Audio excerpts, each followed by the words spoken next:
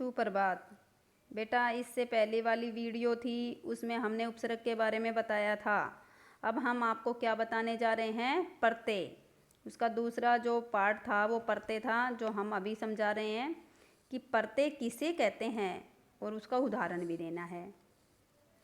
जो शब्दांश शब्दों के अंत में जुड़कर उनके अर्थ में विशेषता लाते हैं या उनमें परिवर्तन कर देते हैं, उन्हें हम क्या कहते हैं?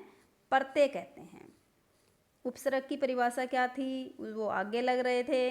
प्रत्यय क्या हैं? वो बाद में लग रहे हैं। याद करते समय हमें क्या करना है, ध्यान रखना है, हमें अपनी वर्णमाला के अक्षरों को याद करना है कि हमें हमारा जो उप है, जो ऊ शब्द है, छोटा ऊ है, वो कहाँ आता है? पहले आता है और पै पतंग बाद में आता है। इसलिए उपसर्ग पहले लगेंगे और प्रत्यय पै पतंग वाला अक्षर है वो बाद में है तो वो बाद में लगेंगे। तो परिभाषा क्या बनी? उपसर्ग आगे लगते हैं और प्रत्यय बाद में लगते हैं। दोबारा से सुन लें। जो शब्दांश शब्दों के अंत में जुड़कर, लास्ट में, बाद में जुड़कर उनके अर्थ में विशेषता लाते हैं या कुछ परिवर्तन कर देते हैं, उन्हें हम क्या कहते हैं? प्रत्यय कहते हैं। जैसे कि मोटापा शब्द है, इसमें हमें प्रत्यय अलग करनी है, मूल शब्द अलग करना है। तो मोटा मूल शब्द हो गया और पा क्या हो गई? हमारी प्रत्यय। अगर हम इसे कर लें, मोटाप कर लें और आ प्रत्यय निकाल लें, तो क्या मोटाप कोई शब्द बना? नहीं बना ना। इसलिए जो मूल शब्द निकले उसका कुछ अर्थ निकलना चाहिए, इसीलिए हमने मोटा शब्द निकाल दिया और पा क्या कर दी? प्रत्यय बना ली। बुद्धिमान में तो बुद्धि शब्द बन गया और मान क्या हो गई? हमारी प्रत्यय। पढ़ाई में हमारी पठ है वो तो क्या बन गई? हमारा मूल शब्द हो गया और आई हमारी प्रत्यय। शक्तिशाली में शक्ति मूल शब्द है और शाली क्या है?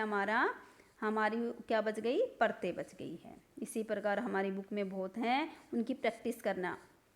हमारा दूसरा प्रश्न बनता है कि प्रत्यय मुख्यतः कितने प्रकार के होते हैं? उत्तर हमारा बनेगा प्रत्यय मुख्यतः दो प्रकार के होते हैं। एक होता है हमारा कृत प्रत्यय, दूसरा हमारा होता है तद्धित प्रत्यय। उपसर्ग कितने थे भाई? 3 थे। पहला क्या था? संस्कृत के। दूसरे क्या था? हिंदी के। तीसरा क्या था भाई? हमारे विदेशी थे, उर्दू वाले थे। और ये प्रत्यय कितने हैं? ये 2 हैं। एक है कृत प्रत्यय, दूसरा है तद्धित प्रत्यय। तो हम कृत प्रत्यय के बारे में आज बताएंगे आपको। कृत प्रत्यय किसे कहते हैं, उनके उदाहरण देने हैं।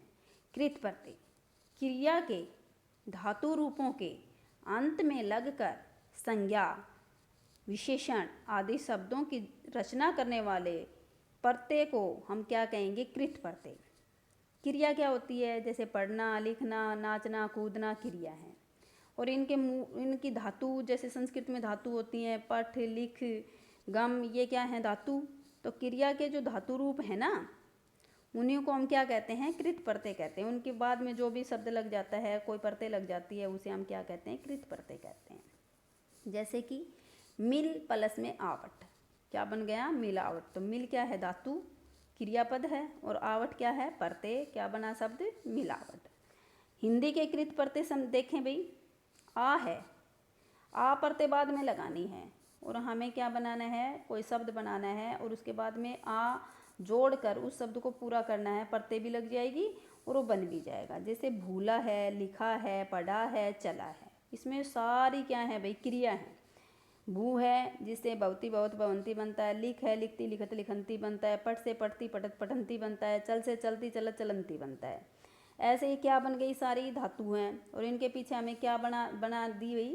पीछे हमें आ प्रत्यय लगा दी और इससे क्या बन गया? मेन शब्द बन गया, नया शब्द बन गया।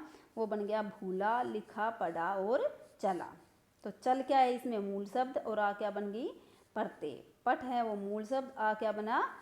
क्या बना भाई? प्रत्यय। अक, अक में क्या बना है? लेखक, सेवक, पाठक, चालक। अक्कड़ में घुमक्कड़, भुलक्कड़, पियक्कड़। अक्कड़ लगाना है बाद में। आई, आई में लिखाई, पढ़ाई, कमाई, सिलाई, जो भी आप बनाना चाहें बना सकते हैं। आहट में घबराहट, मुस्कुराहट, खुजलाहट। ऐसे हमारे संस्कृत के भी कृत प्रत्यय हैं। ये हमारे हिंदी के थे ऊपर वाले। अब संस्कृत के देख लें। संस्कृत में क्या होगा भाई? जो शब्द बनेगा वो संस्कृत का ही बनेगा, हिंदी का नहीं रहेगा। ध्यान रखना, वो शब्द जो बना रहे हैं वो संस्कृत में यूज ज़्यादा होते हैं, संस्कृत में ज़्यादा आते हैं।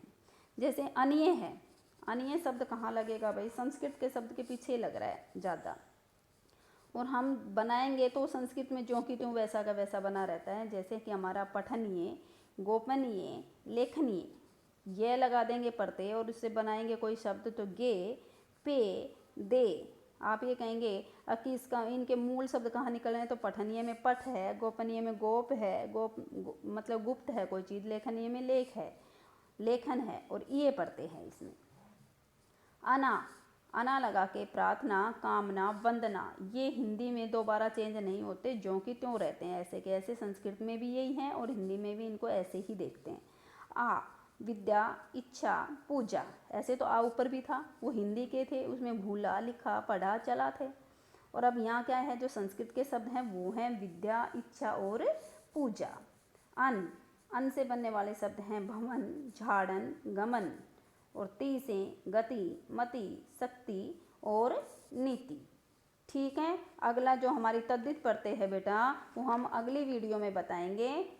धन्यवाद।